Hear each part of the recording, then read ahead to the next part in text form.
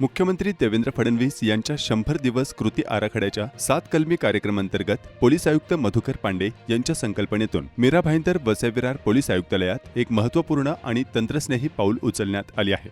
या उपक्रमाअंतर्गत वाहतूक विभागातील अधिकारी आणि अंमलदारांना बॉडी वॉर्न कॅमेरे वाटप करण्यात आले आहेत। या योजनेत एकूण 200 कॅमेरे वाटपाचे उद्दिष्ट असून पहिल्या टप्प्यात आज 20 कॅमेरे वाटप करण्यात आले। या नव्या यंत्रणेमुळे वाहतूक पोलिसांना अधिक सक्षम आणि पारदर्शकपणे कार्य करता येणार आहे।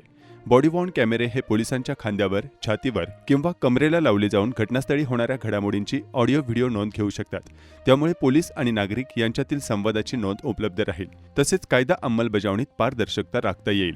या कॅमेऱ्यांचा आणखी एक मोठा फायदा म्हणजे आपत्कालीन परिस्थितीत पोलिसांची लोकेशन मिळवणे, जलद प्रतिसाद पथकाला योग्य सूचना देणे आणि वाहतूक नियमांचे उल्लंघन करणाऱ्यांचे ठोस पुरावे गोळा करणे शक्य होणार आहे। ये मुख्यमंत्री महोदय, महाराष्ट्र राज्य, हमारी जो पुलिस डिपार्टमेंट है, उसका जो ट्रैफिक डिपार्टमेंट है, उसका मॉडर्नाइजेशन, आधुनिकीकरण करने के लिए आज हम लोगों ने यहाँ पे ट्रैफिक डिपार्टमेंट में modern technology based body worn camera का सिस्टम शुरू किया है। इसका फ़ायदा जो है, सबसे पहला तो ये होगा कि कई बार ऐसा होता है कि ट्रैफिक वालों के साथ में वाद हो जाता है कि नहीं हमने ये नहीं किया था, हमने रेड लाइट क्रॉस नहीं की थी, या फिर इस तरह का जब डिस्प्यूट होता है तो उसको मॉनिटर करने में इसकी मदद मिल सकती है।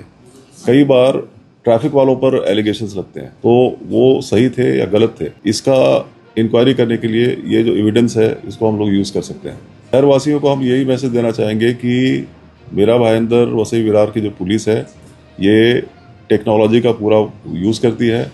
मॉडर्न और स्मार्ट पुलिसिंग की दिशा में या तंत्रज्ञानाच्या वापरामुळे मीरा भाईंदर वसई-विरार शहरातील वाहतूक व्यवस्था अधिक शिस्तबद्ध आणि पारदर्शक होण्याची अपेक्षा आहे।